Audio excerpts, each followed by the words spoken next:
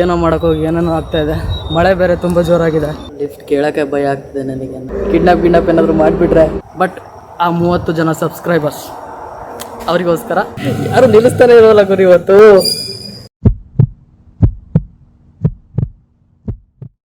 KSRTC bus ಬಂದಿದೆ. But ಅದಕ್ಕೆ lift ಕೇಳಿದ್ರೆ ಮೆಟ್ಟಲ್ಲಿ ಹೊಡಿತಾರೆ. ಬೇರೆ ಒಬ್ರನ್ನಾದ್ರೂ ಕಳ್ಸಪ್ಪ, ಎಷ್ಟೊಂತ ನಡೆಸ್ತೀಯಾ? ಉತ್ಸವ ರಾಕ್ ಗಾರ್ಡನ್ಗೆ ಸ್ವಾಗತ ಸುಸ್ವಾಗತ. ಯಾವಾಗಾದ್ರೂ ಒಂದಿನ ಫ್ಯೂಚರ್ ಅಲ್ಲಿ ರಾಜಸ್ಥಾನಕ್ಕೆ ಹೋಗ್ತೀನಿ. ಅವಾಗ ಬ್ಲಾಗ್ ಮಾಡ್ತೀನಿ. ರಿಯಲ್ ಒಂಟೆ ಹತ್ತೀನಿ.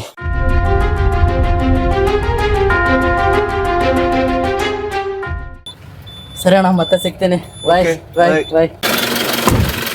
ಹಾ, ಓ ಐವತ್ತಲ್ಲಿ ಒಬ್ಬನೇ ಹೋಗ್ತಾ ಇದೀನಿ ಹುಚ್ಚನ್ ತರ. ಇದೆಲ್ಲ ಫಸ್ಟ್ ಟೈಮ್ ನನಗೆ ಈ ತರ ಎಲ್ಲ ಹೋಗ್ತಾ ಇರೋದು. ಮಳೆ ಅಂತೂ ಸಿಕ್ಕಾಬಟ್ಟೆ ಬರ್ತಾ ಇದೆ ಗುರು. ಇಲ್ಲಿ ನಾನು ಬರೋದು ಬಂದು ಯಾಕಾದ್ರೂ ಬಂದೆ ಅನಿಸ್ತಾ ಇದೆ. ಇವಾಗ ಫಸ್ಟ್ ನಾನು ಲಾಡ್ಜ್ ಮಾಡಬೇಕು. ಇಲ್ಲಿ ಕಾಣ್ತಾ ಇದೆ ನೋಡಿ, ಅಲ್ಲಿ ಒಂದು ಲಾಡ್ಜ್ ಇದೆ. ಕ್ಯಾಮ್ರಾ ಕೂಡ ಬ್ಲಾಕ್ ಆಗ್ತಿದೆ, ಅಷ್ಟು ಮಳೆ ಬರ್ತಾ ಇದೆ. ಸುಮ್ಮನೆ ನಾನು ಮುಚ್ಕೊಂಡು ಅಲ್ಲೇ ಇರೋದು ಬಿಟ್ಟು PGಲಿ ಏನೋ ಮಾಡೋಕ್ಕೋಗಿ ಏನೇನೋ ಆಗ್ತಾ ಇದೆ. ಜನ ಯಾರು ಇಲ್ಲ, ಇಲ್ಲಿ ಸೈಲೆಂಟ್ ಇದೆ ಏರಿಯಾ. ನೋಡೋಣ, ಅಲ್ಲಿ ವಿಚಾರಿಸ್ತೀನಿ. ಸರ್, ಇಲ್ಲಿ ಉಳ್ಕೊಳಕ್ಕೆ ಏನಾದರೂ ವ್ಯವಸ್ಥೆ ಇದೆಯಾ? ಇವತ್ತು ನೈಟು ರಾಕ್ ಗಾರ್ಡನಿಗೆ ಹೋಗ್ಬೇಕು. ಬೆಳಗ್ಗೆ ವೆಹಿಕಲ್ ಇಲ್ಲ. ಇಲ್ಲಿ ವಿಚಾರಿಸಿದಾಗ ಅವ್ರು ಹೇಳಿದ್ದು 1500 ರೂಪಾಯಿ ಒಂದ್ ನೈಟ್ಗೆ. ಆದ್ರೆ ನಾನು ಈ ಜರ್ನಿನ ಆದಷ್ಟು ಕಮ್ಮಿ ಹಣ ಸ್ಪೆಂಡ್ ಮಾಡೋ ಪ್ಲಾನ್ ಅಲ್ಲಿದ್ದೆ. ಅದಕ್ಕೆ ಅಲ್ಲಿ ರೇಟ್ ಕೇಳಿದ ತಕ್ಷಣ ಹಂಗೆ ಎಸ್ಕೇಪ್ ಆಗ್ಬಿಟ್ಟೆ. ಮತ್ತೆ ಯಾವ್ದಪ್ಪ ಇಲ್ಲಿ ಹತ್ರದಲ್ಲಿರೋದು ರೂಮ್ಸು ನನಗೆ ಗೊತ್ತಿಲ್ಲ. ಇಲ್ಲಿ ಜಾಗ ಬೇರೆ ಹೊಸದು, ಜನ ಬೇರೆ ಹೊಸಬ್ರು, ಯಾರು ಗೊತ್ತಿಲ್ಲ. ಇಲ್ಲಿ ಮುಂದೆ ಹಂಗೆ ನಡ್ಕೊಂಡು ಹೋಗ್ತಾ ಇದ್ದೀನಿ. ಮ್ಯಾಪ್ಸಲ್ಲಿ ಫಸ್ಟ್ ಚೆಕ್ ಮಾಡಿ ಆಮೇಲೆ ಅಪ್ಡೇಟ್ ಕೊಡ್ತೀನಿ ನಿಮಗೆ. ರೂಮ್ಸ್ ಎಲ್ಲ ದೂರ ಇದೆ ಇಲ್ಲಿಂದ. 1500 ರೂಪಾಯಿ ಕೊಟ್ಟು ಸುಮ್ಮನೆ ರೂಮ್ ಮಾಡೋದು ಬೆಸ್ಟಾ ಅಥವಾ ಯಾರಿಗಾದರೂ ವೆಯ್ಟ್ ಮಾಡಲ್ಲ ಇಲ್ಲಿ ಸರ್ವಿಸ್ ರೋಡಲ್ಲಿ? ನಾನು ಹುಬ್ಳಿಗೆ ಹೋಗ್ಬೇಕಿತ್ತು. ಸುಮ್ಮನೆ ನಾನು ಫಸ್ಟು ರಾಕ್ ಗಾರ್ಡನಿಗೆ ಹೋಗಿ ಆಮೇಲೆ ಕೆಲಸ ಮುಗಿಸ್ಕೊಳಕ್ಕೆ ಹೋಗೋಣ ಅಂತ ಇಲ್ಲೇ ಹೇಳ್ಕೊಂಡ್ಬಿಟ್ಟೆ. ಒಂದೊಂದು ಸಲ ಅನಿಸುತ್ತೆ ನನಗೆ, ಸುಮ್ಮನೆ ಇದೆಲ್ಲ ಏನಕ್ಕೆ ಮಾಡೋದು, ಸುಮ್ಮನೆ ಮನೇಲಿದ್ದರೆ ಬೆಸ್ಟ್ ಅಂತ. ಬಟ್ ಆ 30 ಜನ ಸಬ್ಸ್ಕ್ರೈಬರ್ಸ್ ಅವರಿಗೋಸ್ಕರ ಏನಾದರೂ ಒಂದು ಕಂಟೆಂಟ್ ಕೊಡೋಣ ಅಂತ. ಲೆಟ್ಸ್ ಸಿ ಏನಾಗುತ್ತೆ. ಯಾವುದೋ ಗಾಡಿ ಬರ್ತಾ ಇದೆ. ಅಣ್ಣ ಲಿಫ್ಟ್ ನಿಲ್ಲಿಸ್ಲಿಲ್ಲ ಅವರು. ರಿಜೆಕ್ಷನ್ ಆಗಬೇಕು ಲೈಫಲ್ಲಿ, ಆವಾಗಲೇ ನಮಗೆ ಒಂದು ಪಾಠ ಸಿಗೋದು. ಏನಂತೀರಾ? ಹತ್ರ ಅರ್ಧ ಗಂಟೆ ಆಗ್ತಿದೆ, ಯಾವುದು ಗಾಡಿ ಬರೋ ಸೂಚನೆ ಅಂತೂ ಇಲ್ಲ. ಲಿಫ್ಟ್ ಕೇಳೋಕ್ಕೆ ಭಯ ಆಗ್ತಿದೆ ನನಗೆ. ಕಿಡ್ನಾಪ್ ಏನಾದರೂ ಮಾಡಿಬಿಟ್ರೆ. ನಾನು ನೋಡಿದ್ರೆ ಸ್ಮಾರ್ಟ್ ಆಗಿದ್ದೀನಿ. ಇನ್ನೊಂದು ಗಾಡಿ ಬರ್ತಾ ಇದೆ ಅಲ್ಲಿ, ಮೋಸ್ಟ್ಲಿ ಬೈಕ್ ಅನಿಸುತ್ತೆ. ಯಾವುದು ಗಾಡಿ ಸಿಗಲಿಲ್ಲ ಅಂದರೆ ಇಲ್ಲೇ ಚೆನ್ನಾಗಿದೆ, ಇಲ್ಲೇ ಮೆಟ್ಲ ಮೇಲೆ ಮಲ್ಕೊಂಡ್ಬಿಟ್ರೆ ಬೆಸ್ಟ್ ಅಂತ. ವೆಯ್ಟ್ ಮಾಡೋಣ. ದೇವ್ರೇ, ಯಾವುದಾದ್ರೂ ಒಂದು ಗಾಡಿ ಕಳ್ಸಪ್ಪ. ತುಂಬಾ ಹೊತ್ತಿಂದ ವೇಟ್ ಮಾಡ್ತಿದ್ದಾಗ ಕೊನೆಗೂ ಆ ದೇವರಿಗೆ ನನ್ನ ರಿಕ್ವೆಸ್ಟ್ ರೀಚ್ ಆಯ್ತು ಅನ್ಸುತ್ತೆ. ಒಬ್ರು ಬಂದೇ ಬಿಟ್ರು. ಇನ್ನೊಂದು ಗಾಡಿ ಬರ್ತಾ ಇದೆ, ಇನ್ನೊಂದು ಬೈಕ್ ಬರ್ತಾ ಇದೆ. ಲಿಫ್ಟ್ ಯಾರು ನಿಲ್ಲಿಸ್ತಾನೆ ಇರೋಲ್ಲ ಗುರು. ಇವತ್ತು ವಾಪಸ್ ಬಂದರು ಅವ್ರು. ಯಾಕೋ ಇದು ರಾಕ್ ಗಾರ್ಡನಿಗೆ ಹೋಗ್ಬೇಕು. ಇದೆಯಾ ಅಣ್ಣ ನಿಮ್ಮ ಹೆಸರು? ಅಜಿತ್. ಫೈನಲಿ ಅಜಿತ್ ಅನ್ನೋರು ನಮಗೆ ಲಿಫ್ಟ್ ಕೊಡ್ತಾ ಇದ್ದಾರೆ ಇಲ್ಲಿಂದ. ಅಜಿತ್ ಅವರು ಶಿಗ್ಗಾವಿಯಲ್ಲೇ ಕೃಷ್ಣ ಕೆಫೆಗೆ ಓನರ್ ಅಂತೆ.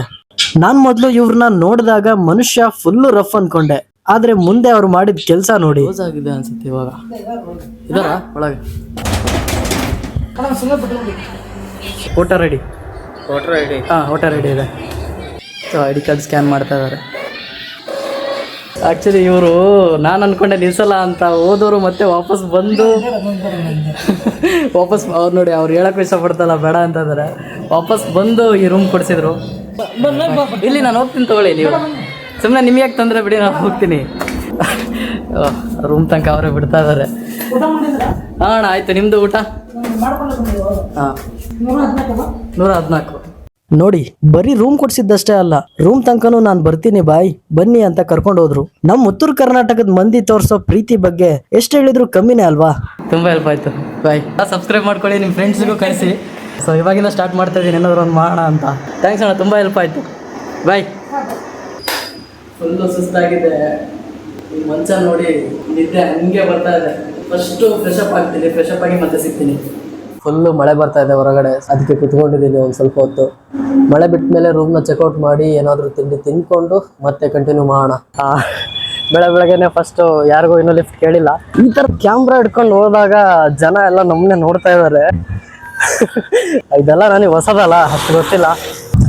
KSRTC ಬಸ್ ಬಂದಿದೆ. ಬಟ್ ಅದಕ್ಕೆ ಲಿಫ್ಟ್ ಕೇಳಿದ್ರೆ ಮೆಟ್ಟಲ್ಲಿ ಹೊಡಿತಾರೆ. ಎಲ್ಲರೂ ನಮ್ಮನ್ನೇ ನೋಡ್ಕೊತ ಹೋಗ್ತಾ ಇದ್ದಾರೆ.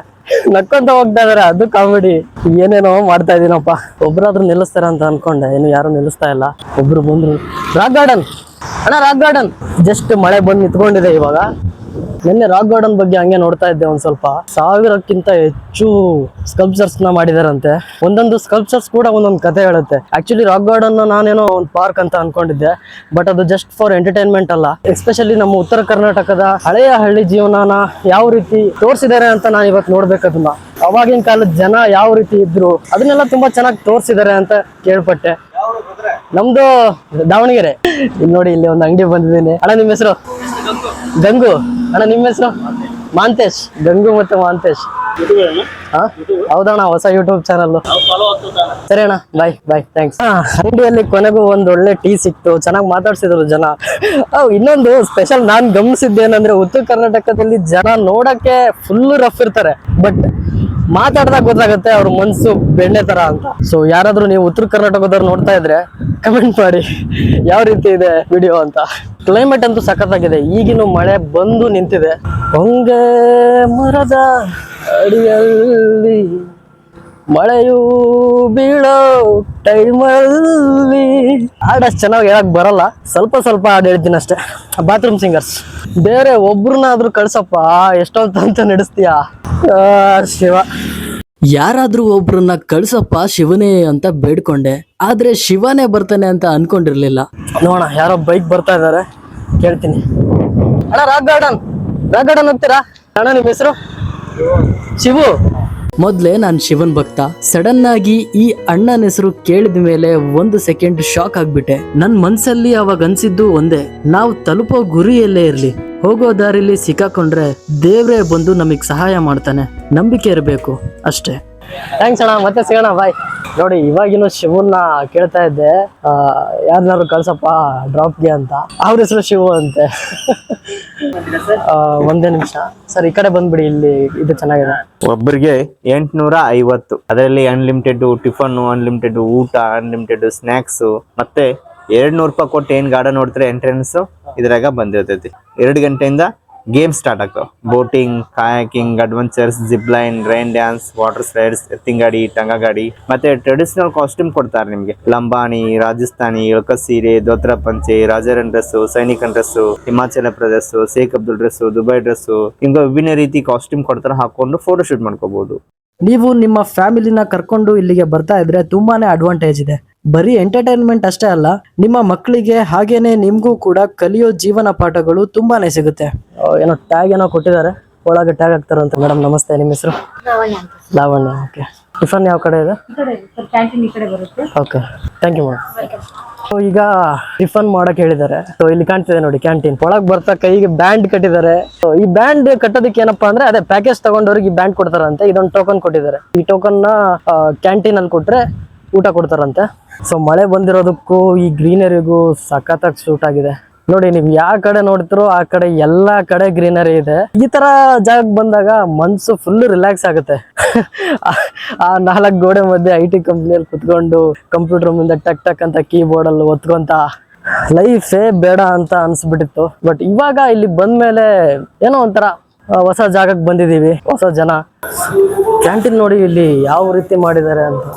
ಫುಲ್ಲು ರಿಚ್ ವೈಬ್ ಕಾಣುತ್ತೆ ನಿಮಗೆಲ್ಲಾ ಕಡೆ. ಬಂಗ್ಲೆ ತರ ಇದೆ ಕ್ಯಾಂಟೀನ್ ನೋಡಿ, ಸಖತ್ತಾಗಿದೆ. ಹೌದಮ್ಮ, ಏನಿದೆ ತಿಂಡಿ? ದೋಸೆ ಕೊಡಿ. ಹಾ, ನಿಮ್ಮ ಹೆಸರು? ಸಣ್ಣಮ್ಮ. ಬಸವಣ್ಣವ್ವ. ಮ್ಯಾಜಿಕ್ ಶೋ ಇದೆ, ಮ್ಯಾಜಿಕ್ ಶೋ ನೋಡೋಣ. 3 बोले हैदराबाद जाएंगे, पूरा हैदराबाद चली जाओ, हैदराबाद इसमें है कि इसमें है? बोलिए सर। इसमें ये कहीं उसको चेन्नई चली जाओ, मुरई चेन्नई ये वाली ಹೆಂಗಿತ್ತಣ್ಣ ಮ್ಯಾಜಿಕ್? ಕನ್ಫ್ಯೂಷನ್ ಮಾಡ್ತಾರೆ. ಅಂಗಿಯಿಂದ ಬಂತ ಫ್ರಮ್ ರಾಜಸ್ಥಾನ್. ಬಾಯ್. ಈಗ ನಮ್ಮ ಗೈಡ್ ನಮ್ ಜೊತೆ ಇದ್ದಾರೆ. ನಿಮ್ಮ ಹೆಸರು? ನನ್ನ ಹೆಸರು ನಜೀರ್ ಅಂತ. ನಜೀರ್, ಓಕೆ. ಸೊ ಬಂದ ತಕ್ಷಣ ಇಲ್ಲಿ ಒಂದು ವೆಲ್ಕಮ್ ಮಾಡ್ತಾರೆ ನಮ್ಗೆ. ಈ ತರ ಎಲ್ಲ ಕಿರೀಟ ಹಾಕಿ ಇಲ್ಲೆಲ್ಲ ಹಾಕಿದಾರೆ ನೋಡಿ.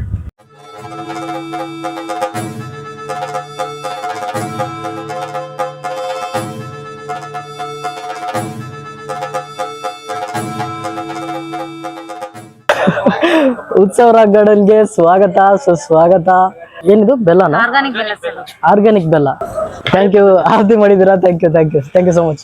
ಎಲ್ಲರಿಗೂ ನಮಸ್ಕಾರ. ನನ್ನ ಹೆಸರು ನಜೀರ್ ಅಂತ. ಈ ಗಾರ್ಡನ್ ಹೆಸರು Utsav rock garden Gotagodi, taluk Shiggavi, district Haveri. ಇದು ಟೋಟಲ್ ಆಗಿ 60 ಎಕರೆ ಇರ್ತಾ ಇದೆ. ಪೂರ್ತಿ ಟೋಟಲ್ 60 ಎಕರೆ ಗಾರ್ಡನ್ ಇದೆ. ತಮ್ಮೆಲ್ಲರಿಗೂ ಫಸ್ಟ್ ಅಂಡ್ ಬೆಸ್ಟ್ ಇಂಪ್ರೆಷನ್ ಕೊಡೋದಂದ್ರೆ ನೀವು ಬರ್ಬೇಕಾದ್ರೆ ನೋಡ್ಬೋದು ಒಳಗಡೆ ಒಂದು ಸಿಮೆಂಟ್ ಇಂದ ಕಲ್ಲು ಬಂಡೆ ಸಿಮೆಂಟ್ ನಿಂದ ಆವೃತಗೊಂಡಿದೆ ಒಂದು ಜೇನು ಗೂಡಿನಂತೆ ಇದೆ. ಹಾಗೆ ಅಲ್ಲಿ ಒಳಗಡೆ ಬರ್ಬೇಕಾದ್ರೆ ಚಕಡಿ ಗಾಲಿಗಳನ್ನ ತೋರಿಸಿದ್ದಾರೆ ನೋಡಿ, ಬೊಲಕಾಟ್ ವೀಲ್ಸ್ ಅನ್ನ. ಚಕಡಿ ಗಾಲಿಯನ್ನು ಯಾಕೆ ತೋರಿಸಿದ್ದಾರೆ? ಅದು ಜಾನಪದದ ಮೂಲ, ರೈತನ ಸಂಕೇತ. ಇದು ಶೈಕ್ಷಣಿಕ ಮತ್ತು ಸಾಂಸ್ಕೃತಿಕ ಪ್ರವಾಸಿ ಕೇಂದ್ರ. ಆಗ್ಲೇ ಹೇಳ್ದಂಗೆ ಇದು ಆಟ, ಊಟ, ಪಾಠ, ನೋಟ ಇವೆಲ್ಲವನ್ನು ಒಳಗೊಂಡಿದೆ. ಹಾಗೆ ಈ ಉತ್ಸವ ರಾಕ್ ಗಾರ್ಡನ್ಗೆ 8 ವರ್ಲ್ಡ್ ರೆಕಾರ್ಡ್ ಅನ್ನ ಕೊಟ್ಟಿದ್ದಾರೆ. 8 ವಿಶ್ವ ದಾಖಲೆಗಳಲ್ಲಿ ಸೇರ್ಪಡೆ ಮಾಡಿದ್ದಾರೆ. Limca book of records, India book of records at America, record of republic London, unique world record, amazing world record, assist world record, Everest world record, Nepal. 8 ಬೇರೆ ಬೇರೆ ದೇಶಗಳಿಂದ ವರ್ಲ್ಡ್ ರೆಕಾರ್ಡ್ ಕೊಟ್ಟಿದ್ದಾರೆ. ಅಷ್ಟು ಚೆನ್ನಾಗಿದೆ ಅಂತ. 8 ವರ್ಲ್ಡ್ ರೆಕಾರ್ಡ್ ಅನ್ನು ಯಾಕೆ ಕೊಟ್ಟಿದ್ದಾರೆ ಅಂದ್ರೆ contemporary art and rural culture. ಇಲ್ಲಿ ಸಿಮೆಂಟ್ ಅಲ್ಲಿ ಮಾಡಿರುವಂತ ಈ ಶಿಲ್ಪ ಕಲಾಕೃತಿಗಳ ಮೂಲಕ ಹಿಂದೆ ಒಂದು ಭಾರತದ ಸಂಸ್ಕೃತಿ ಯಾವ ರೀತಿ ಇತ್ತು, ಹಳ್ಳಿ ಯಾವ ರೀತಿ ಇತ್ತು, ಕ್ಲೀನ್ನೆಸ್ ಯಾವ ರೀತಿ ಇದೆ, ಗಿಡಗಳನ್ನ ಯಾವ ರೀತಿ ಹಚ್ಚಿದ್ದಾರೆ, ಇವೆಲ್ಲವನ್ನು ನೋಡಿ 8 ವರ್ಲ್ಡ್ ರೆಕಾರ್ಡ್ ಅನ್ನ ಕೊಟ್ಟಿದ್ದಾರೆ. ಅಷ್ಟು ಚೆನ್ನಾಗಿದೆ. ಇದು ಒಂದು ಸರ್ಕಲ್ ಪೂರ್ತಿ ಡಾಕ್ಟರ್ ರಾಜ್ಕುಮಾರ್ ಸರ್ಕಲ್. ರಾಜ್ಕುಮಾರ್ ಮಾಡಿದಂತ ಮೊದಲ ಪಿಕ್ಚರು ಬೇಡರ ಕಣ್ಣಪ್ಪ. ಹೀಗೆ ಬೇರೆ ಬೇರೆ ಫಿಲ್ಮ್ ಸ್ಟ್ಯಾಚ್ಯೂಗಳನ್ನ ಮಾಡಿದ್ದಾರೆ. ಗುರಿ, ಗಂಧದ ಗುಡಿ, ಮೇಯರ್ ಮುತ್ತಣ್ಣ, ಬಂಗಾರದ ಮನುಷ್ಯ, ಕವಿರತ್ನ ಕಾಳಿದಾಸ, ಆಕಸ್ಮಿಕ, ಮಯೂರ, ಸತ್ಯ ಹರಿಶ್ಚಂದ್ರ, ಪೂರ್ತಿ ಒಂದು ಸರ್ಕಲ್.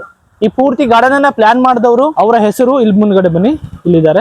ಅವ್ರ ಹೆಸರು ಡಾಕ್ಟರ್ ಟಿ.ಬಿ. ಸೊಲಬಕ್ಕರ್ ಅವ್ರ ಮೂರ್ತಿ ಕೂಡ ಇದೆ ನೋಡಿ. Doctor TB. ಸೊಲಬಕ್ಕರ್ ಅವರು ಈ ಸಂಪೂರ್ಣ ಗಾರ್ಡನ್ ಅನ್ನ ಪ್ಲಾನ್ ಮಾಡಿದವರು. ಸಾವಿರಾರು ಕಲಾವಿದರನ್ನು ತಗೊಂಡು ಕಲಾವಿದರ ಒಂದು ಕೈ ಚಳಕದಿಂದ ಈ ರಾಕ್ ಗಾರ್ಡನ್ ನಿರ್ಮಾಣ ಮಾಡಿದವರು. ಆದ್ರೆ ಇವರು ಆರ್ಟಿಸ್ಟ್. ಇವರ ಅಳಿಯ ಇದ್ದಾರೆ ಶ್ರೀ ಪ್ರಕಾಶ್ ದಾಸ್ನೂರ್ ಅಂತ, ಈ ಗಾರ್ಡನ್ ಸಂಸ್ಥಾಪಕರು.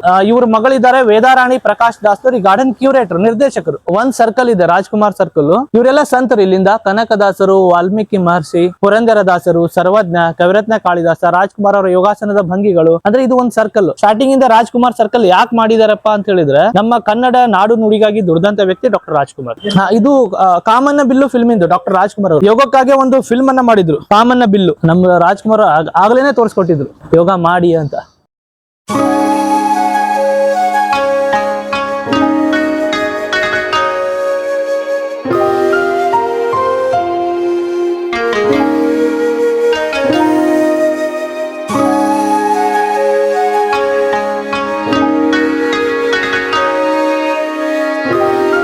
ಇಲ್ಲಿಂದ ನೋಡಬಹುದು ಗೌತಮ ಬುದ್ಧ, ಸನಾದಿ ಅಪ್ಪಣ್ಣ, ಗುರು ರಾಘವೇಂದ್ರ ರಾಯರು, ಸಂತ ತುಕಾರಾಮ. ಇದು ಒಂದು ಯೂನಿಟ್. ರಾಜ್ಕುಮಾರ್ ಒಂದ್ ಸರ್ಕಲ್ ಪೂರ್ತಿ. ರಾಕ್ ಗಾರ್ಡನ್ ಎಂಟ್ರಿ ಆಗ್ತಿದ್ದಂಗೆ ನಿಮಗೆ ಡಾಕ್ಟರ್ ರಾಜ್ಕುಮಾರ್ ಅವ್ರದ್ದು ಮಾಡಿರೋ ಪಾತ್ರಗಳನ್ನ ಹಾಗೆ ಕೆತ್ತಿದ್ದಾರೆ.